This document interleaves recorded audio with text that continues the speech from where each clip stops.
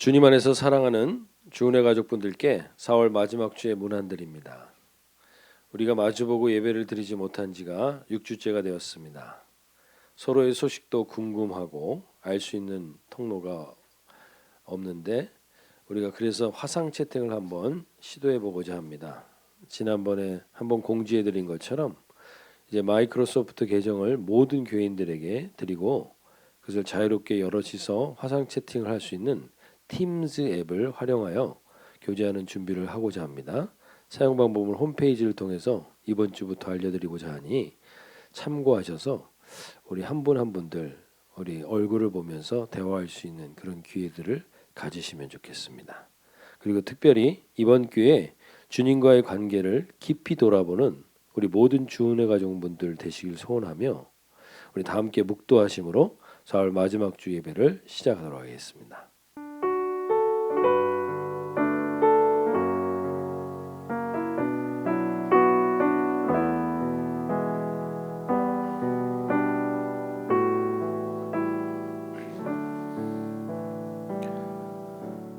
보혜사 곧 아버지께서 내 이름으로 보내실 성령 그가 너희에게 모든 것을 가르치고 내가 너희에게 말한 모든 것을 생각나게 하리라. 보혜사 되신 성령 하나님 아버지, 지금 이 예배 가운데 좌정하신 줄로 믿습니다. 우리 모든 가정들마다 하나님 우리가 해야 될 말과 우리가 해야 될 행동들을 모든 것을 가르쳐 주시고 모든 것을 생각나게 해주셔서 오늘 자정하신 성령님과 동행하는 이 예배가 우리 가정과 우리의 심령을 살리는 예배가 되게 하여 주시옵소서. 감사드리며 우리 주 예수님의 이름으로 기도합나이다. 아멘. 찬송가 365장, 이전 찬송가는 484장입니다. 마음속에 근심 있는 사람, 마음속에 근심 있는 사람 주 예수 앞에 달려라. 슬픈 마음 있을 때에라도 주 예수께 아뢰라. 눈물 나며 깊은 한숨 쉴 때 주 예수 앞에 달려라. 은밀한 죄 내게 있더라도 주 예수께 아뢰라. 주 예수 앞에 달려라. 주리의 친구니 무엇이나 근심하지 말고 주 예수께 아뢰라. 괴로움과 두려움 있을 때에 주 예수 앞에 달려라. 내일 일을 염려하지 말고 주 예수께 아뢰라. 죽음 앞에 겁을 내는 자여 주 예수 앞에 달려라. 하늘나라 바라보는 자여 주 예수께 아뢰라. 주 예수 앞에 달려라. 주리의 친구니 무엇이나 근심하지 말고 주 예수께 아뢰라. 주 예수 앞에 달려라. 주리의 친구니 무엇이나 근심하지 말고 주 예수께 아뢰라. 이 시간 함께 기도하실 때 하나님, 우리 가족분들 중에 마음속에 근심 있는 분들이 있습니까? 혹시 눈물 나며 한숨 쉬고 계신 분들이 있습니까? 괴로움과 두려움 가운데 계신 분이 있습니까? 혹시 이 바이러스로 인한 죽음의 두려움이 계속해서 내 일상을 깨트리고 있습니까? 하나님, 그 한 분 한 분들 오늘 주 예수 앞에 오면 됩니다. 왜냐하면 주님이 부활하신 생명의 근원이신 주님이기 때문입니다. 주님을 붙들고 오늘 우리 가정들 다시 한번 슬픈 마음, 은밀한 죄, 내일의 염려 모든 것 내려놓고 주님으로 인하여서 친구 되신 주님과 동행하는 예배가 되게 해달라고 우리 다 함께 기도하겠습니다. 하나님 아버지, 오늘 이 예배 가운데 임하셔서 예수님 앞에 나왔습니다. 내 친구 되신 예수님, 그러나 친구로 끝나신 분이 아니라 죽음을 이기고 부활하신 주님 앞에 섰사오니 주여 오늘 마음속에 근심 있는 사람, 눈물 흘리는 사람, 한숨 지는 사람 모두 다 주님 만나는 예배되게 하여 주시옵소서. 주님 만나야만 우리 인생과 우리 심령이 회복될 줄로 믿습니다.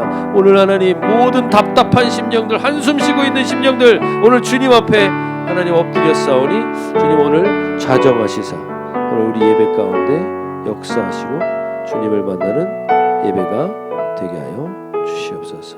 감사드리며 우리 주 예수님의 이름으로 기도합나이다. 봉헌 시간입니다.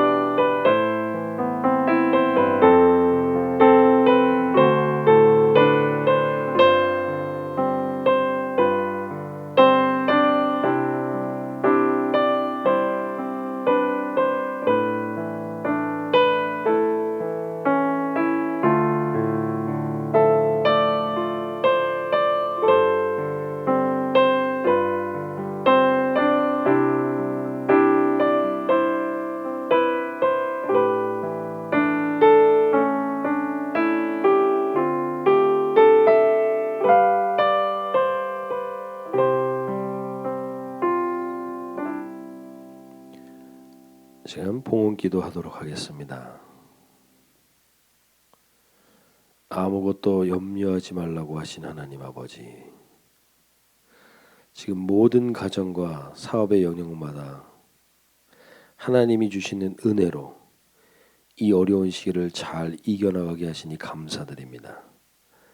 모든 가정들마다 이렇게 어려운 중에도 하나님의 나라와 그 교회를 위해서 드리는 마음의 정성을 기뻐 받아주시고 마지막 때가 다가올수록 물질과 식량을 통하여 오는 각종 위기의 소식 앞에 공급하시는 하나님의 은혜를 믿으며 다스리고 정복하는 권세를 모든 주은혜 가정분들 가운데 허락하여 주시옵소서.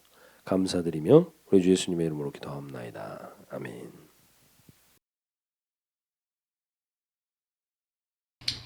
Hello, JGCC kids.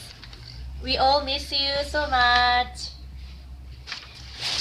Today we will talk about Jesus' return. He is coming back. Actually, he is coming back soon. Let's talk more. Jesus was born as a son of man. He died on the cross. He was raised from death on the third day and went up to heaven. And he promised he would come back soon. But when? Jesus said no one knows when he's coming back, but there will be signs before he comes. First, fake people will pretend to be Jesus, but that's not true. People will suffer from wars, hunger to death, and earthquakes. Some good Christians will put to jail and even be killed because they love Jesus. But sadly, some Christians give up their faith and turn away from Jesus. People will hate each other more and more and not care for each other. And the last sign is good news of salvation should be spread all over the world so that every person has a chance to believe in Jesus and be saved. Now, I will tell you the climax of his return. Jesus would come on the clouds of heaven with great power and glory. He is the King of all.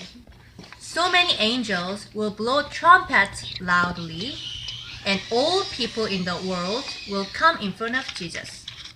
And Jesus will separate people as a shepherd separates the sheep from the goats. One group to the right and the other group to the left. Jesus will say to the people on the right side, "My friends, you are blessed. You come to my kingdom and live with me eternally. You gave me food when I'm hungry. You gave me drink when I'm thirsty. You gave me clothes when I'm naked. You cared for me when I'm sick or in prison.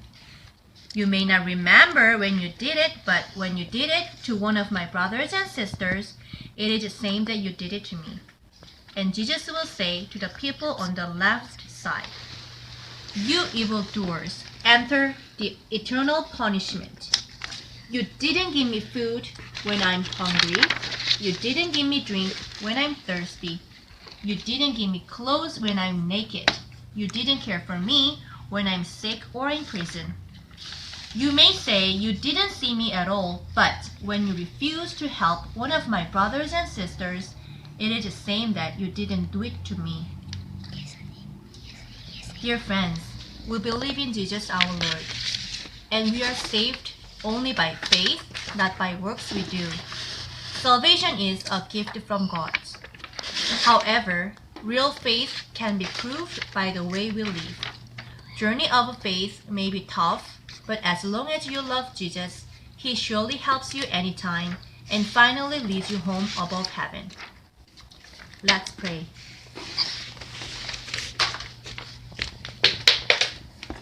Lord Jesus, thank you for saving us from our sins. We learned today that you will come back soon. Every day, make us new by the Holy Spirit living in us. Let us have the heart of Jesus so that we love God and also love our neighbors. Now, so many people are suffering and dying because of the coronavirus. Give us the heart of Jesus, crying and praying for them. And also, let us be urgent and take courage when we share gospel with unbelievers around us. Make their hearts open wide to believe and follow you. We pray in the name of our coming King, Jesus. Amen. Amen. 오늘 칠드런 스토리는 용용진 집사님, 김혜경 집사님이 수고해 주셨습니다. 연성김에 감사드립니다. 오늘 하나님께서 주시는 말씀은 다니엘서 12장 3절 말씀입니다. 다니엘서 12장 3절 말씀, 제 성경으로는 구약성경 1255페이지입니다. 다니엘 12장 3절 말씀 제가 읽어드리겠습니다.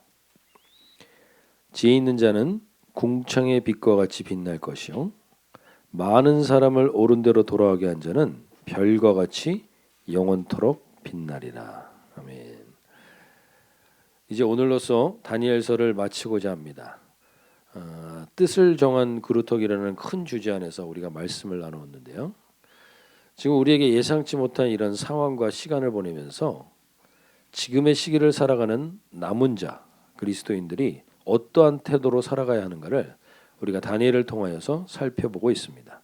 분명한 정체성과 지혜를 가지고 그리고 선지자적 결단과 죽음 앞에 부활의 담대함으로 서는 그러한 태도를 가지고 살아가는 그리스도인들 그리고 말씀하시는 하나님과 비밀을 나누는 기도의 우선순위를 가진 다니엘을 여태까지 살펴봐왔습니다.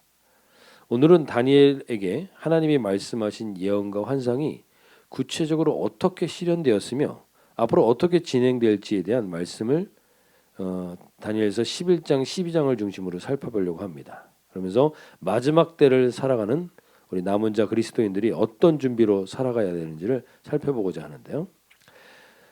먼저 다니엘 11장은 예수님이 오시기 전에 400년 전에 일어날 일에 대한 환상과 예언들입니다. 그래서 요즘 코로나 바이러스를 빌 게이츠가 5년 전에 예언했다든지 미국 작가 중에 딘 쿤주라는 사람이 쓴 어둠의 눈이라는 이러한 책에서 1981년에 쓰여진 책인데 2020년에 우한 바이러스라는 주제가 나오는 걸 보면서 그런 예측한 것들이 큰 화제가 되기도 합니다. 불과 30년, 40년 전에 일어날 일을 예측한 것 때문에 우리는 놀라고 있는데 지금 사실 하나님은 다니엘을 통해서 300년 후에 일어날 일들을 다니엘서 11장을 통해서 예언하고 계신데 그 다니엘서 11장에 예언된 환상과 예언은 역사 속에서 정확하게 실현된 장면들이 나옵니다. 다니엘 시대는 헬라 제국이 세계를 제패하기 전 페르시아 제국이 다스리고 있었던 시기입니다. 그 페르시아가 다스리고 있었던 그때의 시대를 지금 다니엘서 11장을 한번 돌아가 보시면 다니엘서 11장 2절에서 이렇게 표현하고 있습니다. 다니엘서 11장 2절에 보시면 이제 내가 참된 것을 내게 보이리라. 보라, 바사에서 또 새 왕들이 일어날 것이요 그의 넷째는 그들보다 심히 부여할 것이며 그가 그 부여함으로 강하여진 후에는 모든 사람을 충동하여 헬라 왕국을 칠 것이며 이 네 번째 강하여진 왕이 태어난다는 이 세워진다고 하는데 이 네 번째 강한 왕이 바로 성경 속의 인물로 아하수에로 왕입니다. 영어로는 크세르크세스 왕인데 이 왕은 성경에서 에스더 성경에 보면 에스더 성경의 남편이 바로 이 아하수에로입니다. 이 아하수에로가 네 번째 왕으로 등극해서 영화 300이라는 영화를 보면 페르시아 왕이 헬라 제국을 치는 장면이 등장하게 되는데 바로 그 장면에 등장했던 왕이 바로 이 아하수에로 왕입니다. 여기 다니엘에게 예언한 것처럼 헬라 왕국을 치게 됩니다. 그러나 결국 실패합니다. 그리고서 다니엘서 11장 3절을 보시면 능력 있는 왕이 일어나서 큰 권세로 다스리게 된다는데 이 능력 있는 왕은 바로 알렉산더 대왕을 말합니다. 그 알렉산더 대왕이 11장 4절에서 일찍 죽게 되고 그 강성할 때에 그가 나라가 갈라져서 천하 사방으로 나누올 것이며 그의 자손에게로 돌아가지도 아니할 것이요 또 자기가 주장하던 권세로도 되지 아니하리니 이는 그 나라가 뽑혀서 그 외에 다른 사람에게로 돌아갈 것입니다. 이렇게 예언하면서 결국 큰 왕이 남방왕과 북방왕으로 나눠지는 것을 예언하고 있는데 그것이 오늘 이제 지도를 보시면 바로 이 네 개의 왕국이 나눠지지만 그 중에서 가장 큰 두 개의 왕국이 남방과 북방을 다스리게 됩니다. 북방을 다스리고 있는 것이 바로 셀루코스 왕국으로서 수리아와 바벨론 지역을 다스렸고 남방 왕으로는 프톨레미 왕국을 세운 소테르 왕으로서 이 이집트 지역을 다스리는 왕이 됩니다. 근데 이 왕들이 이렇게 세워지게 되고 그 다음에 그 5절에 보시면 남방왕은 강할 것이나 그 군주들 중에 하나는 그보다 강하여 권세를 떨치리니 그의 권세가 심히 클 것이요 이 프톨레미 왕국이 원래 컸으나 몇 해 후에 그들이 단합하리니 그 남방왕의 딸이 북방왕에게 가서 화친하리라. 그 남방왕의 왕이 진짜로 공주가 북방왕 이 프톨레미의 필라델푸스 왕의 공주가 베레니케 공주가 셀루쿠스의 안티오코스 2세의 왕비가 되고 이러한 일들이 바로 북방왕과 남방왕의 얘기들이 펼쳐지게 됩니다. 그리고서 결국엔 여기에서 이 예언들이 얼마나 구체적으로 적용되냐면 한번 17절까지 가보시면 구체적으로 이 두 북방왕과 남방왕에 대한 내용이 나오면서 17절에서 이런 내용이 나옵니다.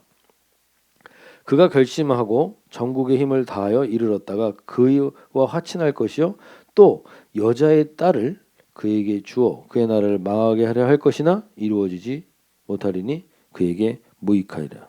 북방왕의 안티오코스 3세의 딸이 여러분들이 역사 속에서 잘 들어봤던 클레오파트라라는 여인입니다. 이 클레오파트라라는 여인이 프톨레미 왕 5세에게 결혼을 해서 결국 북방왕이 이 프톨레미 왕국을 점령하려고 하지만 그렇게 되지 않는다라는 겁니다. 즉 여기 17절에 나오는 여자의 딸은 바로 그 클레오파트라를 얘기하는 거죠. 이렇게 디테일한 내용들이 예언을 통해서 역사 속에서 실현이 됩니다. 그리고 마지막 20절부터 39절까지의 내용은 다니엘서 11장 20절부터 39절까지의 내용은 클레오파트라의 형제인 남동생이었던 셀루코스 안티오코스 4세에 대한 내용입니다. 이 사람은 에피파네스라는 왕인데 에피파네스라는 의미는 신의 현현이라는 뜻입니다. 신이 실제로 자기를 신격화해서 하는 말입니다. 이 사람은 유대인들을 심하게 박해했던 바로 적그리스도를 상징하는 인물로서 등장하게 됩니다. 이런 디테일한 내용들을 우리가 다 살펴보면 오늘 시간이 모자랄 수 있습니다. 그러나 간략하게 결국 이 다니엘서 11장에 나왔던 모든 환상과 예언이 역사 속에서 정확하게 이루어졌다는 겁니다. 우한 바이러스 하나를 맞춘 수준이 아니라 세세한 상황, 하다못해 한 여인의 등장까지 하나님이 디테일하게 알고 계시고 그 디테일한 일들이 역사 속에서 그대로 이루어졌다는 것입니다. 이 사람들은 다니엘 시대에는 태어나지도 않았던 사람들인데 이들의 인생에 대한 세세한 하나님의 계획과 관심이 지금 보여지고 있습니다. 지금 우리의 인생에서도 내가 함께하는 사람들이 절대로 우연히 만난 사람들이 아니라는 겁니다. 내 자녀들이 우연히 태어난 게 아니라는 겁니다. 하나님이 정확한 계획 속에서 이 일들이 이루어진다는 것입니다. 그러면 우리 안에 이런 마음이 들 수가 있습니다. 두려운 마음이 들 수 있겠죠. 그 두려운 마음과 동시에 한 가지 또 우리 마음에 들어오는 생각들은 이런 생각이 들어올 수 있습니다. 어차피 모든 것이 하나님의 시나리오대로 돌아간다면, 하나님의 각본대로 돌아간다면 우리는 뭐 움직여지는 배우 아니면 좋게 말해서는 배우지만 꼭두가시 같은 존재가 인간인가? 라는 생각이 들 수가 있습니다. 우리는 하나님의 운행해 가신 역사에 대한 그리스도인의 이해에 대해서 이미 하나님의 작정과 하나님의 섭리에 대해서 한번 나눈 적이 있지만 아마 신학적인 이해가 모호하기 때문에 다시 한번 오늘 다니엘의 예언을 통해서 우리가 한번 살펴보길 원하는 것은 성경에서 중요한 표현 중에 하나가 때가 참회라는 표현입니다. 하나님의 때가 되면 하나님이 이루신다는 거예요. 그러면 하나님의 주권으로 전부 이루시는 것이면 인간은 별 의미가 없는 것이죠.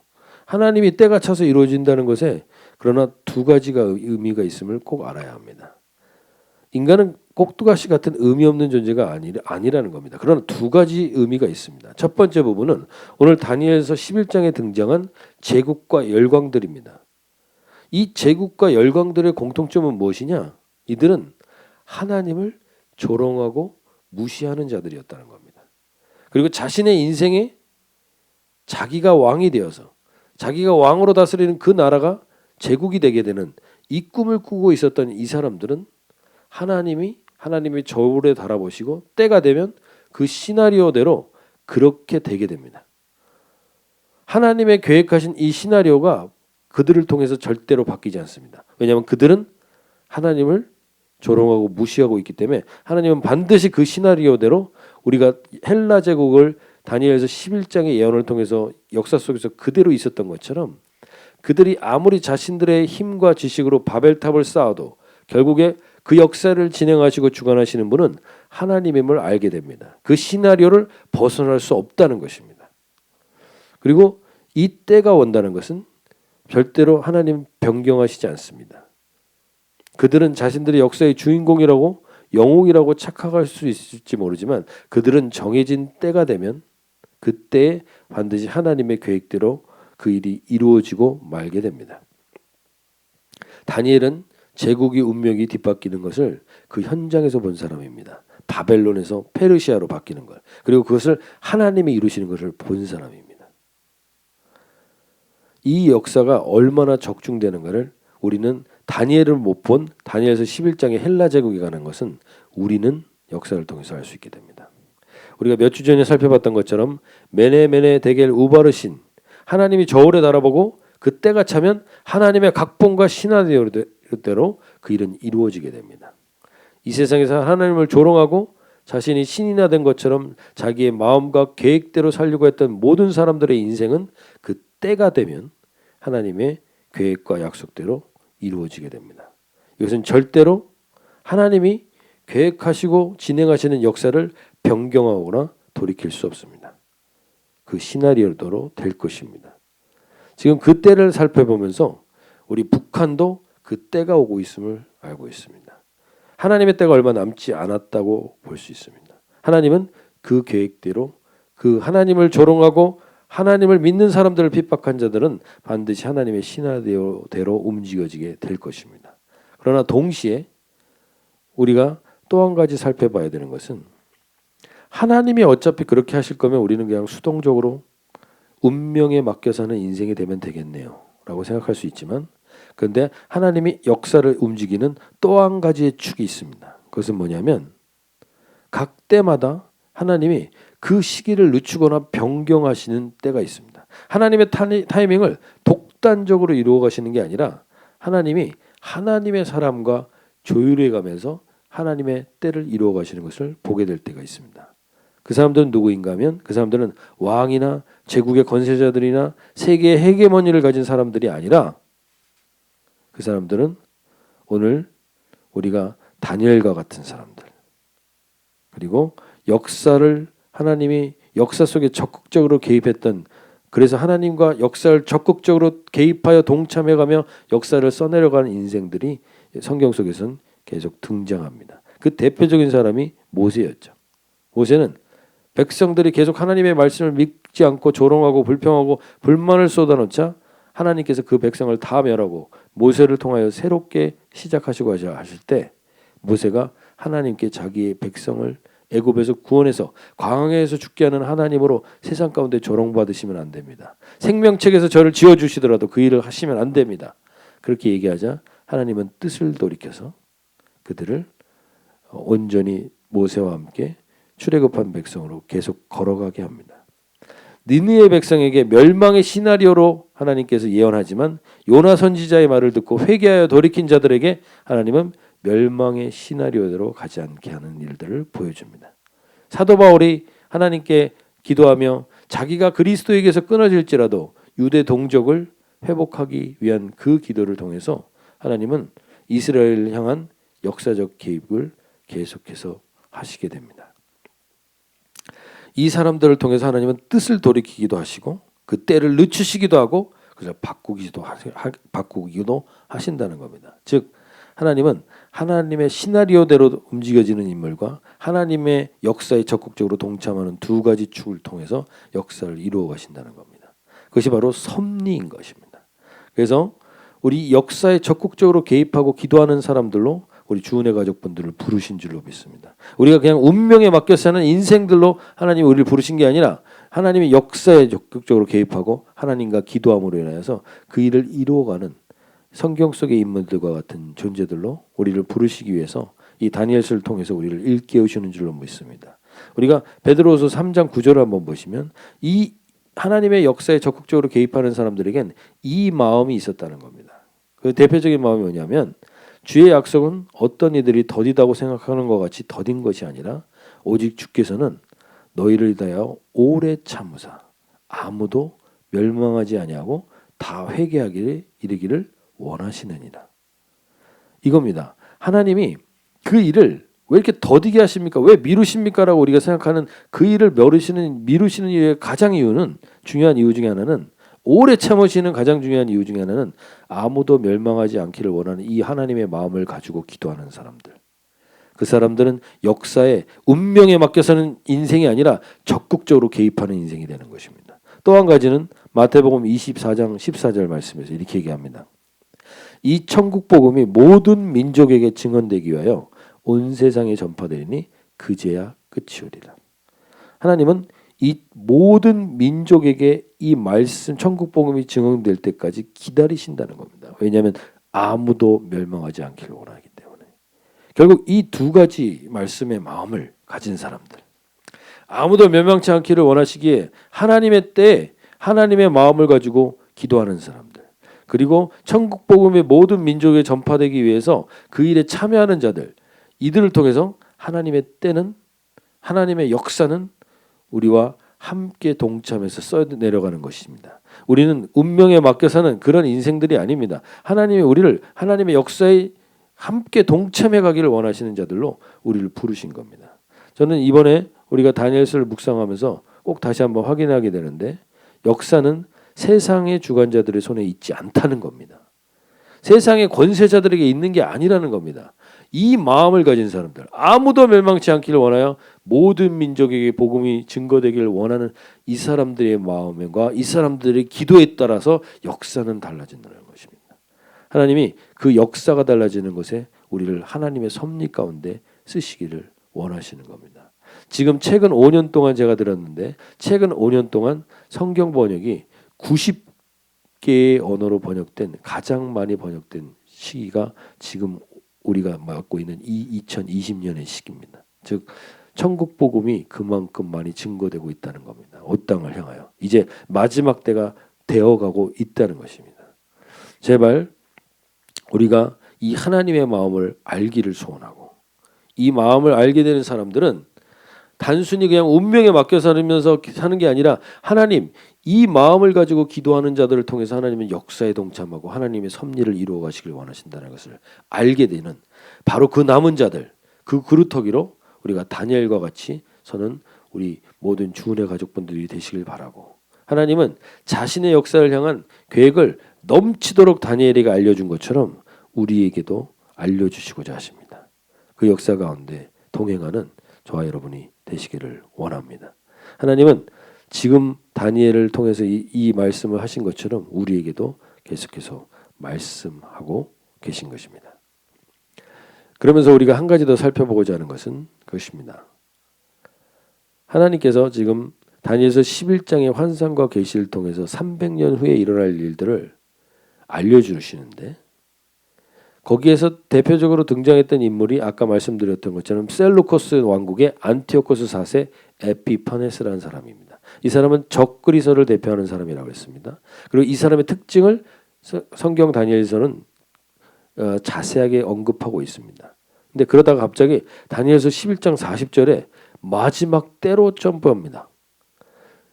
환상과 계시가 300년 후, 다니엘 후 300년 후를 계시하고 있다가 갑자기 마지막 때로 점프합니다. 그 이유는 마지막 때의 가장 큰 특징이 바로 에피파네스와 같은 적그리스도적 인물이, 불법한 자가 환난을 초래하게 되는 일들이 일어나게 되기 때문입니다. 그래서 이 불법한 자가 환난을 초래하게 될 것을 얘기하면서 오늘 다니엘서 12장 4절로 한번 보십시오. 다니엘서 12장 4절로 넘어가시면 이렇게 얘기합니다. 마지막 때의 특징을 보여줍니다. 마지막 때의 특징. 근데 다니엘서 12장 4절에서 이렇게 얘기합니다. 다니엘아, 마지막 때까지 이 말을 간수하고 이 글을 봉함하라. 많은 사람이 빨리 왕래하며 지식이 더하리라. 마지막 때의 특징을 분명하게 얘기하고 있는데요. 그 특징은 뭐냐면 빨라진다는 겁니다. 빨라진다는 것. 이게 무려 다니엘이 2600년 전에 예언한 겁니다. 2600년 전에 예언되는데 마지막 때의 특징은 빨라진다는 건데, 지금 우리가 살아가고 있는 이 시기를 보십시오. 우리가 10년 전만 해도 메일을 통해서 소신을 오고 가는데 며칠이 걸렸습니다. 그런데 이제는 카톡과 이메일이면 1초면 보내지는 시대를 살고 있습니다. 1800년대 말 1900년대 초 캐나다의 선교사들이 조선이라는 우리나라에 들어와서 복음을 전하기 위해서 올 때 무려 한 달이 넘게 걸려서 왔습니다. 근데 지금은 10시간이면 충분히 옵니다. 확실히 빨라졌습니다. 확실히 빨라졌는데 우리가 그 빨라진 만큼 여유가 있나요? 분명히 많이 빨라졌는데 우리는 더욱 그 빠름과 동시에 분주함이 우리의 여유를 뺏어가고 있습니다. 이게 바로 마지막 때의 특징이라는 건데, 동시에 마지막 때의 특징을 이렇게 얘기합니다. 지식이 더하리라. 지식이 더하리라. 지식이 증가한다고 합니다. 인류 역사 이래 이렇게 지식이 풍성했던 시대는 없습니다. 이렇게 지식이 넘쳐났던 시대는 없습니다. 그리고 이 지식을 이렇게 쉽게 접할 수 있는 시대도 없습니다. 이렇게 지식이 풍성한 시대가 됐는데 우리는 지식의 풍성한 만큼 풍요한 삶을 살고 있네요. 이 시대의 특징, 사람이 빨리 왕래하며 지식이 더하리라. 근데 이것 때문에 우리는 너무나 분주해지고 있습니다. 너무나 많은 시간을 엉뚱한 것에 빼앗기고 있습니다. 그러면서 오늘 이 마지막 때의 이 에피파네스, 적그리스도의 특징은 무엇이냐? 빨리 왕래하며 지식이 더한 사람이 등장할 겁니다. 무엇보다도 신속하며 무엇보다도 지식이 풍성한 사람이 그러한 존재로 등장해서 그들이 그것을 통해서 우리에게 빼앗아가는 것은 무엇이냐? 다니엘처럼 하나님과 교제할 수 있는 시간을 빼앗아갈 겁니다. 다니엘처럼 하나님과 교제할 수 없도록 분주함을 우리에게 마약과 같이 집어넣어서 우리가 하나님과 교제하는 시간을 뺏어가는 겁니다. 그것이 바로 불법한 자가 저지르는 가장 대표적인 일이 될 것입니다. 우리의 일상을 한번 돌아보십시오. 우리는 이미 이것에 많이 잠식당하고 점령당했는지도 모릅니다. 쓸데없는 지식 때문에 하나님의 말씀의 지식을 깊이 알아가는데 얼마나 많은 시간을 우리가 투자하고 있습니까? 빼앗기고 있습니까? 우리가 쓸데없는 것을 보는데 우리의 시간을 빼앗김으로 인해서 우리가 얼마나 많은 하나님과의 기도의 교제의 시간을 빼앗기고 있습니까? 이게 불법한 자가 이루는 일입니다. 그래서 이 불법한 자가 이루는 일에 우리가 마음과 생각을 빼앗기게 되는 게 마지막 때에 가장 대표적으로 일어나는 일들인 것이죠. 그래서 데살로니가후서 2장 8절에 이렇게 우리에게 얘기합니다. 그때 불법한 자가 나타나리니 주 예수께서 그 입의 기운으로 그를 죽이시고 강림하여 나타나심으로 패하시리라. 주님이 강림하셔서 입의 기운으로 그를 죽인다고 말씀하시죠. 우리가 지금 다니엘서를 통해서 이 남은 자의 기도와 말씀을 강조하는지 꼭 아셔야 됩니다. 예수님의 입의 기운으로만 그 불법한 자를 죽일 수 있습니다. 그 입의 기운이라는 것의 핵심은 무엇이겠습니까? 그 입의 기운의 핵심은 바로 기도와 말씀으로 서 있는 것입니다. 제가 이렇게 간곡히 부탁드리는데 저도 마찬가지고 그러나 집에서 실천하지 못하는 분들이 얼마나 많은지 저도 알고 있습니다. 왜냐하면 우리를 붙들고 있는 요즘 5장 7부라는 말이 있습니다. 그 뭐냐면 스마트폰이 하나의 우리의 장기처럼 우리한테 붙어 있다는 거죠. 그리고 그걸로 인해서 우리는 많은 지식을 얻는지는 모르지만 얼마나 많은 시간을 빼앗기고 있습니까? 하나님과 말씀과 기도로 나가지 못하게 얼마나 빼앗기고 있습니까?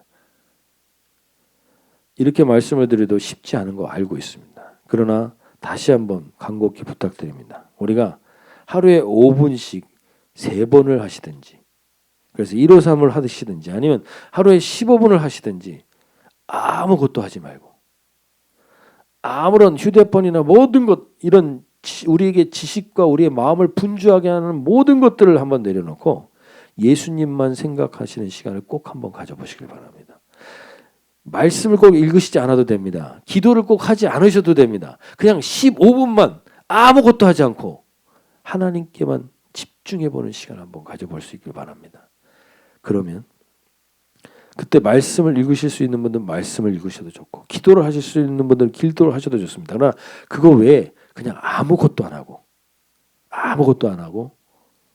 십자가에 나를 위해서 죽으신 주님을 한번 묵상하는 시간, 그냥 부활하신 주님이 내 옆에 계시다라는 것을 내가 깨달으며 그분께 그냥 마음을 드리는 시간, 이 시간을 한번 꼭 가져보길 원합니다. 그러면 분명히 우리가 이 빠르고 지식이 더하는 이 불법한 자에게 우리의 마음과 생각을 사로잡혔던 것들로부터 자유케 되는 시간을 경험할 수 있을 겁니다.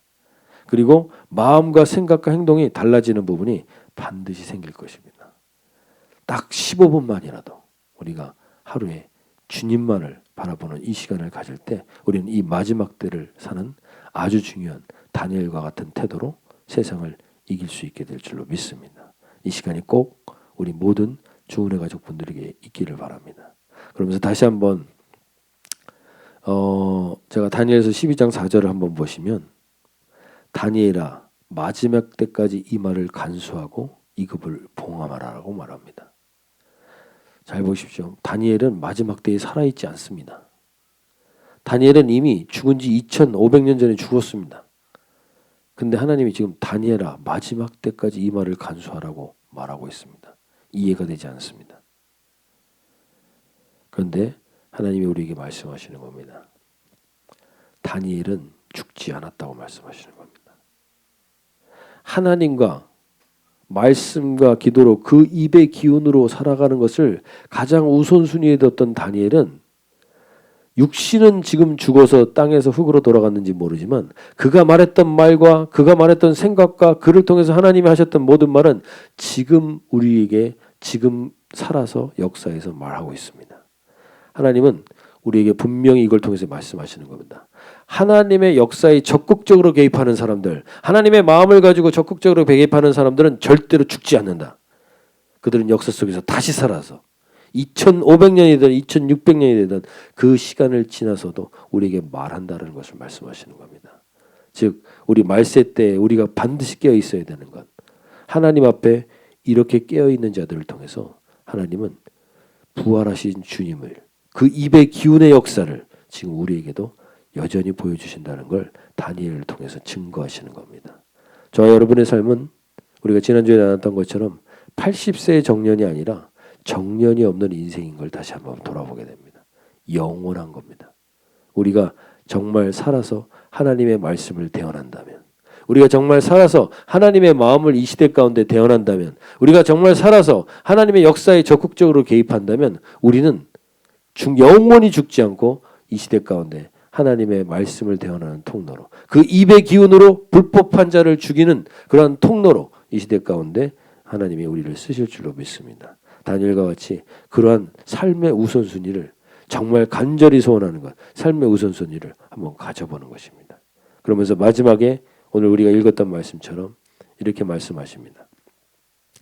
다니엘서 12장 3절에 지혜 있는 자는 궁창의 빛과 같이 빛날 것이요 많은 사람을 옳은 대로 돌아가게 한 자는 별과 같이 영원토록 빛나리라. 이 말씀 우리가 얼마나 잘 알고 있는 말씀입니까? 이 말씀에 있는 이 사람들이 누굽니까? 이 지혜 있는 자가 누굽니까? 오늘 하나님의 역사에 적극적으로 개입하는 그 사람들입니다. 하나님의 이 말씀과 기도 앞에 불법한 자들의 지식과 그리고 빠르게 왕래하는 그 분주함을 내려놓고 하나님께 집중하는 사람들입니다. 그 사람들을 통해서 하나님은 옳은 대로 돌아오게 한다고 그랬는데 그 옳은 데가 어디겠습니까? 바로 예수 그리스도에게로 돌아오게 하는 것입니다. 나에게로 돌아오는 게 아닙니다. 나를 주목하는 사람을 만드는 게 아닙니다. 제가 이번 주간 어떤 우리 화상 채팅으로 교제하면서 우리 교인분들과 교제하는 시간들이 있었는데 거기서 그분들이 그런 말을 해요. 성숙이라는 게 무엇인가? 성숙이라는 것이 무엇인가를 나눴는데 그 성숙의 핵심은 서로가 동일하게 얘기했던 것.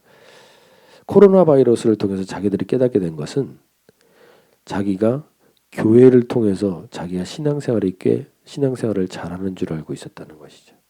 그러나 교회를 다니지 않는 이 시기를 통해서 자기가 깨닫게 된 건 자기가 하나님과의 관계를 추구한 게 아니라 교회 생활을 추구하면서 신앙생활을 잘하고 있었다고 착각하고 있었다는 것을 깨닫게 됐다는 겁니다. 정말 그렇습니다. 우리는 교회를 잘 다닌다고 신앙생활을 잘하는 게 아닙니다. 하나님과 어떤 관계를 맺고 있느냐입니다. 지혜 있는 자라는 건 그래서 자기를 돌아보게 되는 사람들, 자기 힘으로 아무것도 할 수 없다는 걸 깨달은 사람들, 이 사람들이 성숙한 사람이라는 결론을 내렸는데 전 거기서 지혜가 시작되는 거라고 봅니다. 여기 지혜라는 히브리어 단어는 샤칼이라는 단어를 썼습니다. 샤칼이라는 단어. 이 단어는 일반적으로 호크마라든지 하캄이라든지 이 말이 히브리어에서 지혜라는 말을 쓰는 겁니다. 똑똑하고 분별력 있는 걸. 근데 샤칼이라는 단어의 핵심은 그런 어떤 정보적인 지식을 말하는 게 아니라 바라본다라는 의미에서 나온 단어입니다. 바라본다. 무언가를 보고 있다. 그 바라봄으로 인해서 오는 지혜. 이게 바로 샤캄인데 그것은 어떤 것이냐? 다니엘서 12장 10절을 한번 보십시오. 12장 10절에서 동일하게 지혜에 대해서 나옵니다.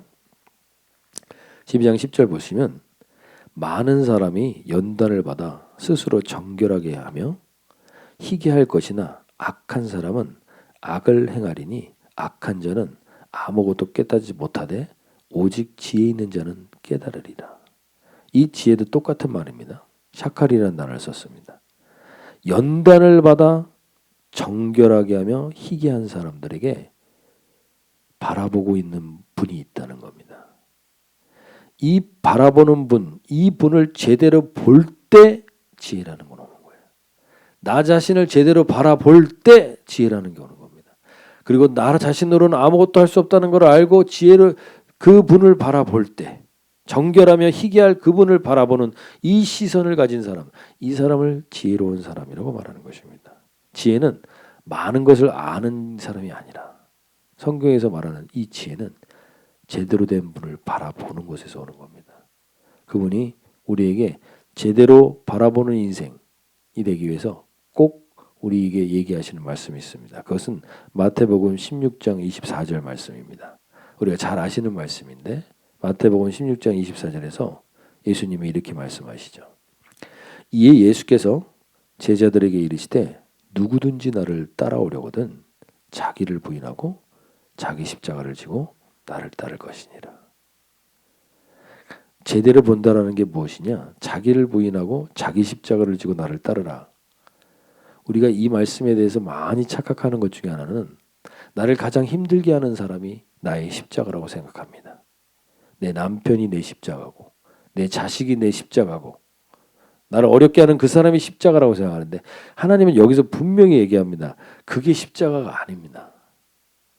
성경에서 말하는 자기 십자가라는 건 자기를 정확하게 본 사람들입니다.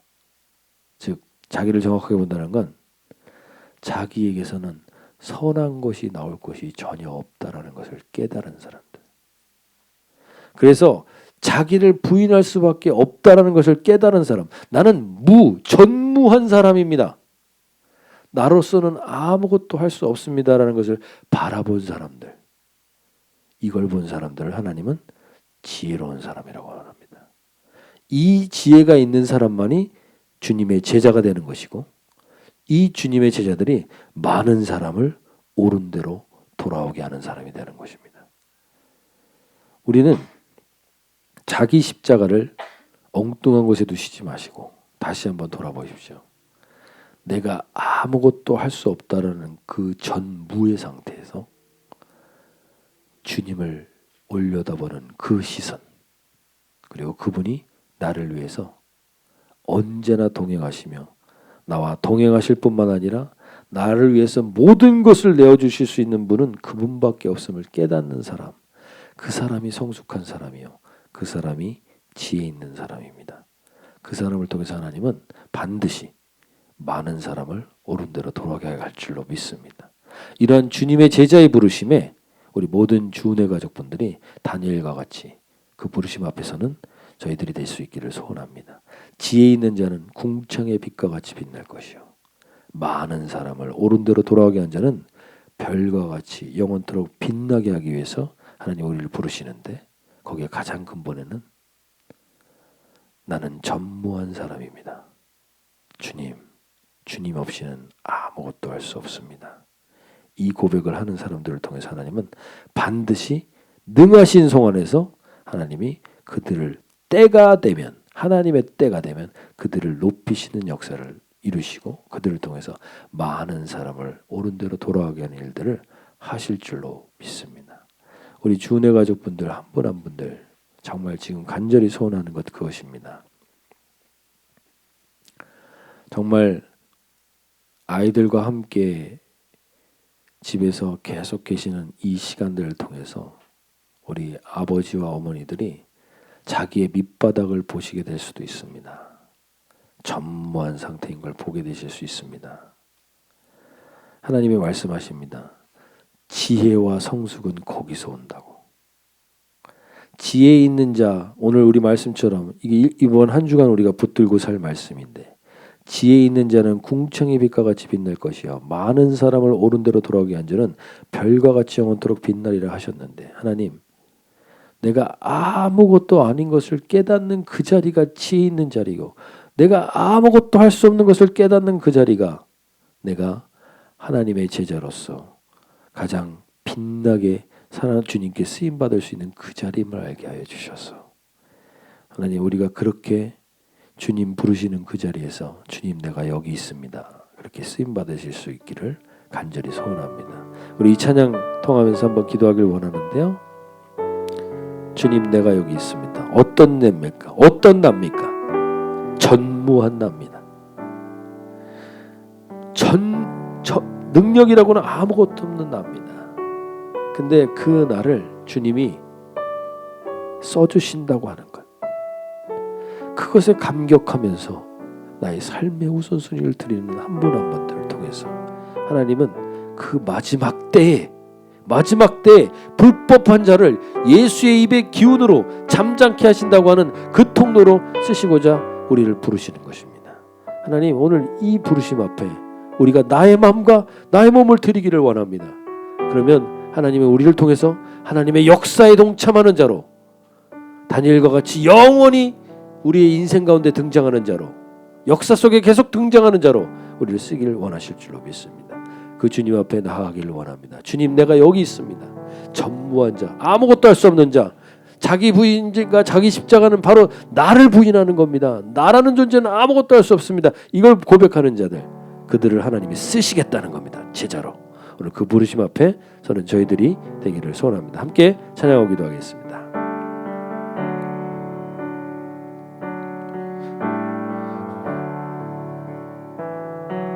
주님, 내가 여기 있사오니 나를 보내소서. 나의 맘 나의 몸 주께 드리오니 주 받으옵소서.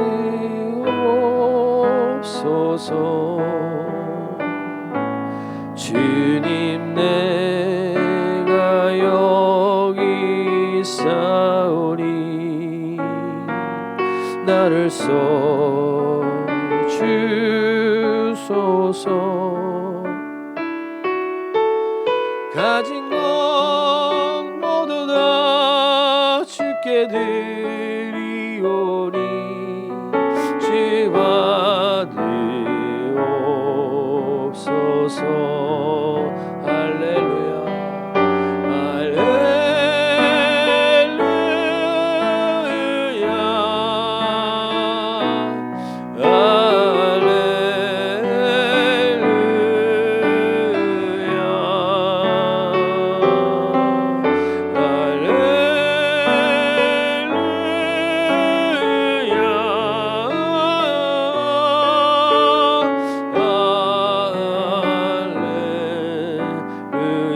주님, 내가 여기 있습니다. 주님, 내가 여기 있사오니 나를 보내소서. 나의 맘 나의 몸 주께 드리오니 주 받으옵소서. 주님, 주님, 내가 여기 있사오니 나를 써주소서.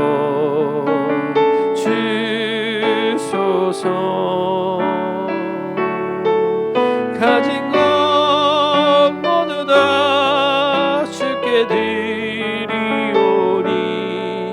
주 받으옵소서. 할렐루야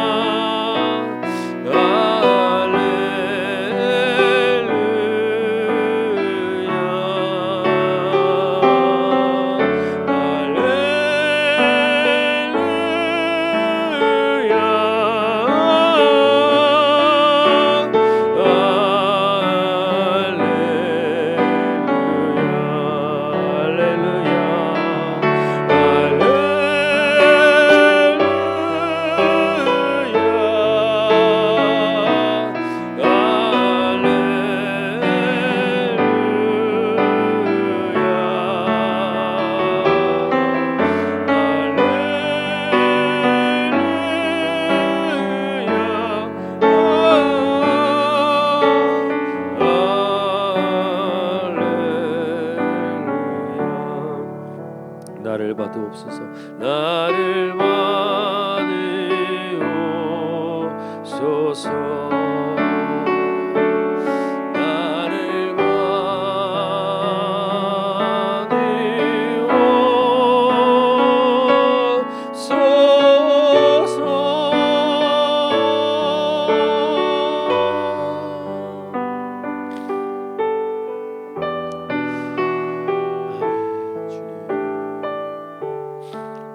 이제 함께 한번 우리 기도하실 때 주님, 하나님 오늘 말씀하십니다.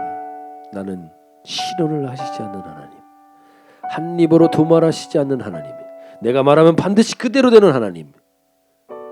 하나님, 이 역사 속에서 우리가 그 하나님을 보지 않고 역사의 영웅을 보고 있었거나 역사의 주관자들을 보고 있었다면, 세상의 주관자들을 보고 있었다면 하나님 우리에게 눈을 열게 하여 주시옵소서. 그들이 역사를 주관하는 게 아닙니다. 하나님의 때에 하나님께서 이루실 것입니다. 하나님, 우리가 그들 앞에서 기죽어 있을 것이 없습니다. 그들은 역사를 돌이킬 수도 없고 역사를 바꿀 수도 없는 존재입니다. 그들은 하나님의 시나리오대로 그냥 흘러갈 존재들일 뿐입니다. 역사를 바꿀 수 있는 존재들, 하나님의 역사에 참여하는 존재들은 모세와 같이, 다니엘과 같이, 바울과 같이 주님 앞에 아무도 멸망치 않기를 원하시는 주님의 마음을 가지고 천국 복음을 이 모든 땅 끝에 이르게 하기를 원하는 그 자들이 하나님의 역사를 멈추기도 하고 돌이키기도 하고 변화시키기도 하는 그 통로로 쓰임받는 것임을 알게 하여 주셔서, 하나님, 우리가 지금 이 세상에서 아무런 권세가 없고 능력이 없는 것처럼 보일지라도 우리가 역사를 주관하는 자들입니다. 우리를 통해서 하나님이 역사를 이루시기를 원합니다. 우리를 히스토리 메이커로 쓰기를 원하시는 겁니다. 하나님, 그렇게 하나님께서 우리 가운데 부르신 가운데 우리 주은혜 교회로 부르신 줄로 믿습니다. 우리 한 사람 한 사람들 다시 이 사명 화복하게 하여 주시옵소서. 세상 앞에 눌려 있을 때가 아닙니다. 두려워 불안해 우리가 움츠려들 때가 아닙니다. 우리가 지금 기도해야 될 때입니다. 우리를 통해서 이 역사가 어떻게 바뀔지 모릅니다.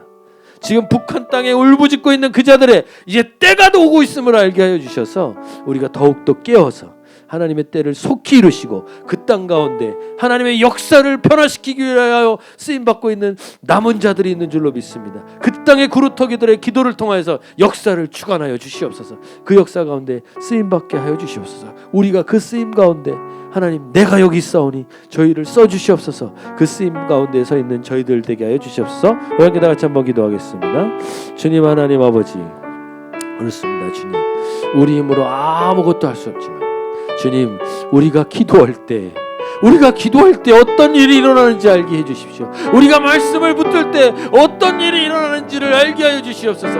영안을 열고 그것을 보게 하여 주시옵소서. 이 시대 가운데 불법한 자가 판을 치는 이 시대 가운데 하나님, 깨어 기도하는 저희들 되게 하여 주시옵소서. 하나님이 이 시대의 역사는 운명에 맡겨 사는 자들에게 이루어지는 게 아닙니다. 뜻없이 무릎 꿇는 자들이 아닙니다. 우리는 하나님 아버지, 우리는 하나님의 뜻 안에서 아무도 멸망치 않기를 원하시는 오래 참으시는 그 하나님의 마음을 붙들고 기도하는 자들, 그 자들을 통해서 하나님이 역사를 새롭게 쓰시길 원합니다. 하나님의 역사 가운데, 그 히스토리 메이커 가운데 하나님 우리를 부르신 줄로 믿습니다. 하나님, 우리가 그렇게 쓰임받을 수 있게 해주셔서 우리 주은혜 가족분들이 한 분 한 분들 이 코로나 바이러스로 우리 잠잠하게 집에서 기도하는 이 기도의 현장이 역사를 바꾸는 현장임을 알게 해주십시오.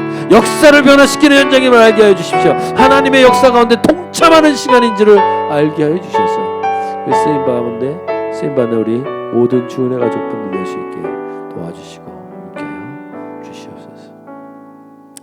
우리 한 가지만 더 기도하실 때, 하나님,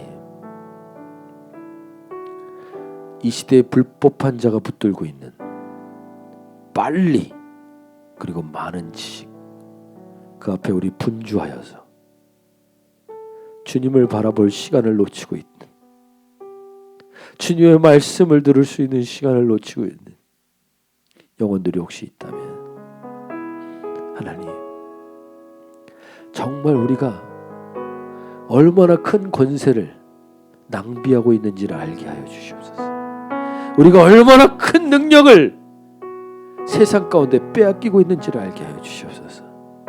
예수의 입에 나오는 그 기운으로 불법한 자를 잠잠케 하고 죽이신다고 하신 그 예수 입의 기운을 우리가 이 시대 가운데, 이 상황 가운데 붙들어야 되는데 그 권세를 붙들지 못하고 많은 시간을 낭비하고 상실하고 있는 우리를 다시금 일깨워 주시고 회개케 하며 돌아오게 하여 주셔서, 하나님, 주님 말씀하신 것처럼 하나님, 지혜 있는 자는, 하나님, 지혜 있는 자는 궁창의 빛과 같이 빛날 것이요 많은 사람을 옳은 대로 돌아오게 하는 자는 별과 같이 영원토록 빛나게 하시기 위해서 우리를 부르신 줄 알고 우리에게 맡겨주신 이 직무와 직임을 낭비하고 웨이스트하지 않는 우리 모든 주은혜 가족분들 되게 하여 주셔서 전무한 나를 보고 그리고 전능한 주님을 보고 이 두 분을 봄으로 인하여서 지혜 있는 자로서 성숙하게 반응하는 이 시대 가운데 세월을 아끼는 우리 모든 주은혜 가족분들이 되게 하여 주시옵소서. 우리 가족분들 가운데 그 은혜가 있게 하여 주려고 이렇게 다 같이 한번 기도하겠습니다. 하나님 아버지, 우리가 깨어있게 하여 주시옵소서. 보게 하여 주시옵소서. 하나님, 주님, 내가 여기 있습니다. 나를 써주시옵소서라고 이 역사 가운데 하나님 부르신 가운데 설쓰임 받을 수 있도록 주여 은혜 베푸시고 함께하여 주셔서 지혜 있는 자는 궁창의 빛과 같이 빛날 것이요 많은 사람을 옳은 대로 도르게 한 자는 별과 같이 빛나라고 하셨습니다.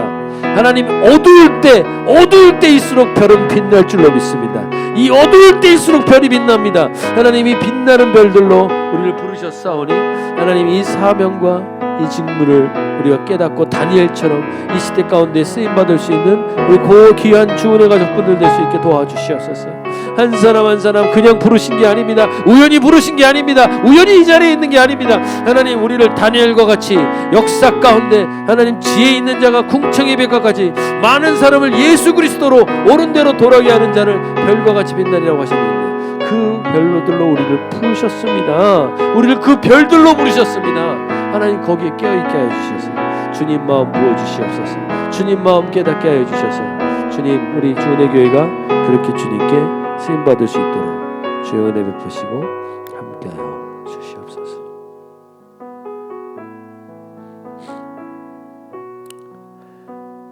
지혜 있는 자는 궁창의 빛과 같이 빛날 것이요 많은 사람을 옳은 대로 돌아오게 한 자는 별과 같이 영원토록 빛나리라 하셨는데, 주님, 별은 어두울 때일수록 빛날 줄로 믿습니다. 이 시대가 어둡습니다. 이 어두운 때에 하나님, 별과 같이 예수님께로 많은 사람을 돌아오게 하는 자로 우리를 부르신 줄로 알게 하여 주셔서 모든 주은혜 가족분들 한 분 한 분들에게 하나님, 자기가 어떠한 전무한 인간인지를 알게 하여 주시고 전능한 주님에게 시선을 고정하는 지혜 있는 자들로 서게 하여 주셔서 자기를 부인하고 자기 십자가를 진 자들을 제자로 쓰신 것처럼 우리 한 사람 한 사람을 이 지혜 있는 자로 궁창의 빛과 같은 빛으로 우리를 부르셔서 우리 주은혜 교회들을 통해서 많은 사람을 옳은 대로 돌아가게 하시기를 원하시는 주님의 소원을 이루어드리는 저희 모든 가족 공동체 되게 도와주시옵소서.